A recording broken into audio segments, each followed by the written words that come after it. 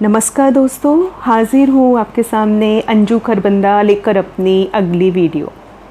आज मैं मिलवाने जा रही हूँ आपको ज्योत्सना कपिल जी से, उनके लघु कथा संग्रह लिखी हुई इबारत के द्वारा। ज्योत्सना संग्रह जी की इस लघु कथा संग्रह की भूमिका लिखी है BL आचा जी ने और डॉक्टर उमेश महादोशी जी ने। BL आचा जी ने बहुत अच्छी बात लिखी कि लेखिका के पास अपने आसपास को देखने का नज़रिया भी है।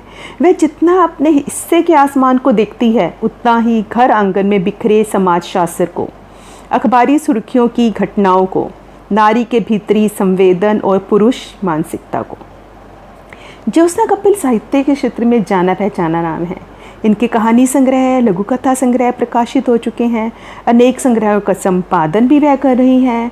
आकाशवाणी बरेली से अपनी कहानी और बाल कथाओं का प्रसारण भी कर चुकी हैं और आजकल इनका उपन्यास उर्वशी मातृभूमि पर काफ़ी पसंद किया जा रहा है। ज्योत्सना कपिल जी से मेरी पहली मुलाकात रशियन सेंटर में हुई थी, रशियन कल्चर सेंटर मंडी हाउस दिल्ली में। तभी मैंने उनसे ये पुस्तक खरीदी थी और आज मैं इसी पुस्तक पर आपसे बात करने जा रही हूँ। इस लघु कथा संग्रह में 55 लघु कथाएँ हैं। उन 55 लघु कथाओं में से कुछ पर मैं अपने विचार आपके सामने प्रस्तुत कर रही हूँ। पहली लघु कथा चुनौती।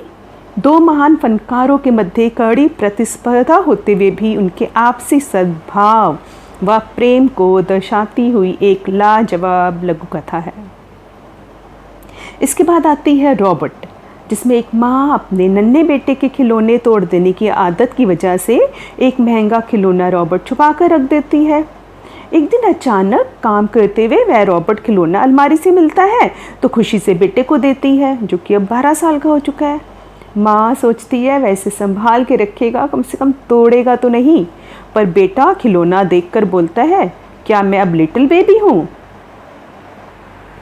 अगली लघु कथा मिठाई में एक बुजुर्ग पति रात में अपनी बीमार पत्नी के लिए पूजा घर से छुपाकर लड्डू लाता है और पत्नी को यह कहकर खिलाता है कि बेसन के लड्डू तुम्हें बहुत पसंद है, इस घर में तुम्हें तरसता हुआ नहीं देख सकता। उम्र भर माँ अपने हिस्से का लड्डू बेटे को खिलाती है और आज बेटा इतना लापरवाह है कि एक बार पूछता तक नहीं। बेटा छुपकर यह सब देख रहा होता है और बहुत शर्मिंदा होता है। कब तक लघु कथा लोलुप नज़रों में फंसी कामकाजी महिला की दयनीय स्थिति को दिखाती है और शीर्षक लघु कथा लिखी हुई इबारत में एक महिला डॉक्टर को अपने बेटे के विवाह के लिए वह लड़की पसंद आ जाती है जिसे किसी संबंधी ने ज़बरदस्ती गर्भवती बनाया था और उस समय इसी महिला डॉक्टर ने उससे इस मुसीबत से निकाला था।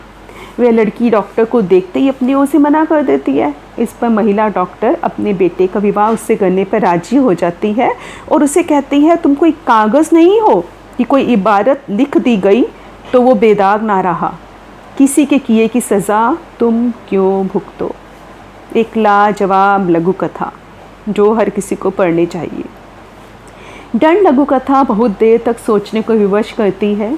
समाज में धीरज जैसे लोगों के कारण कितनी ही लड़कियों को तेजाब जैसे जहर से का सामना करना पड़ता है।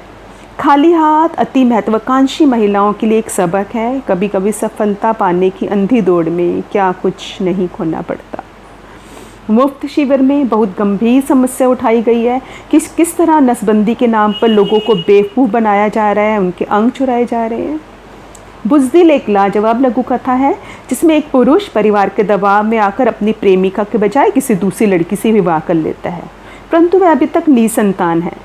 प्रेमिका उसकी दोस्त जैसी है, वह उसे बच्चा गोद लेने की सलाह देती है तो वह अपनी प्रेमिका से कहता है, गोद लेने से बच्चा अपना खून तो नहीं होगा ना?